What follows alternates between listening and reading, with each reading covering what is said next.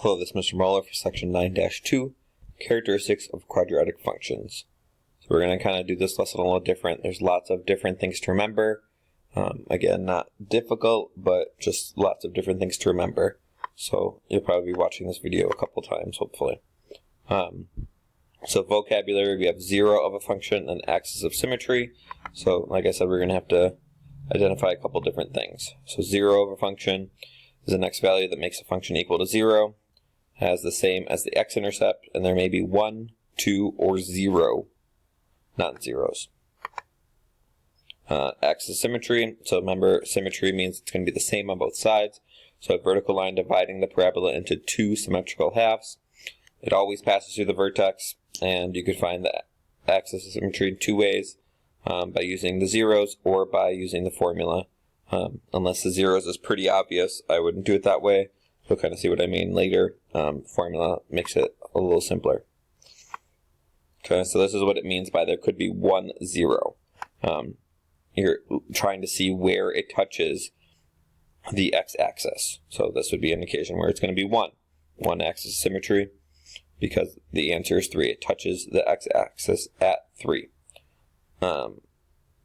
This is an example when it'd be 2, when it touches, kind of down here lower, but then touches the x at 2 spots. So you kind of have -4 as an axis and 0 as an axis. So you're going to take the average of those two, and so your axis symmetry is going to be -2 then. The formula to find axis symmetry is -b over 2a. So again, remember a, b, and c are all constants, or all numbers in order for these to be quadratics. So b is going to be that number in front of x. A is going to be that number in front of x squared. So like, for example, if we had something like this, 2x squared plus 4x plus 5, we really don't care about that 5 anymore. We're just looking to see what we're going to do with the 4 and the 2.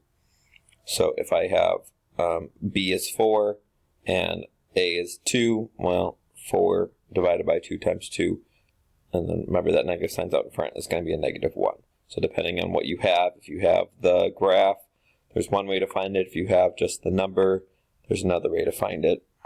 Things like that.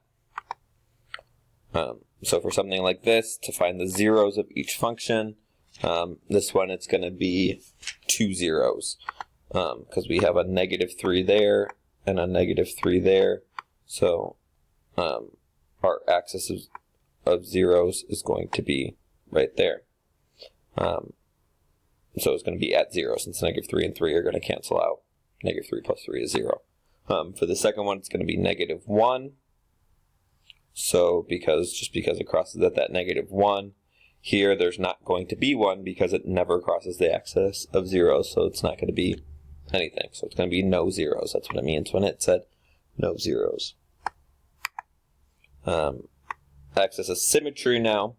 So remember, we're trying to find where this splits, and sometimes it's going to be nice and even for us, where we can really see it's splitting at 2 here. Other times it's going to be even easier, where it even says, hey, there's a dot right there.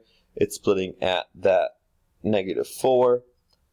Other times we're going to have to find the average. So we have a +1, we have a -4. So it's splitting at about -1.5. So the axis of symmetry would be right there. So if I would draw a line for each of these, it would be to cut it down the middle right there, cut it down the middle right there. That's not a straight line. And cut it down the middle right there. And that would be half of each parabola there. Or we could do it with that formula that I talked about. So remember, it's -b. Oops, no, on a regular marker. So -b over 2a. So for this problem, it's going to end up being -18. So -18. It's going to end up being a +18. And then all over 3 times 2, which is going to be 6. And so remember, since we had that -18, it's going to end up being +18. So my axis of symmetry for this one is going to be 3. So instead of going out and graphing it and seeing where it is, if you have that formula, you can just use that formula and figure out what it's going to be. Same thing for this one here. So I have my negative b, so in this case it actually is going to be negative. I'm not going to have two negatives that are going to cancel, like the first one. And then I have a 1 really in front of this x, so 2 times 1 is 2. So negative 4 divided by a positive 2 is going to give me a negative 2 axis of symmetry. So when I do graph this, I know negative 2 would be the axis of symmetry. Remember finding the vertex here, so we could use that 0 formula that I just talked about, or we can kind of, sometimes just look at it depending on what we have, and we could find what's going to be the vertex there. So, for example, on this one, again, kind of using that same equation, I can find out that this is going to be, so there's my b, it's positive 10, so remember that b is negative, so it's going to end up being a negative 10. And then I have negative 5 times 2, which is going to end up being negative 10 as well. So that means my vertex for this one is going to be 1.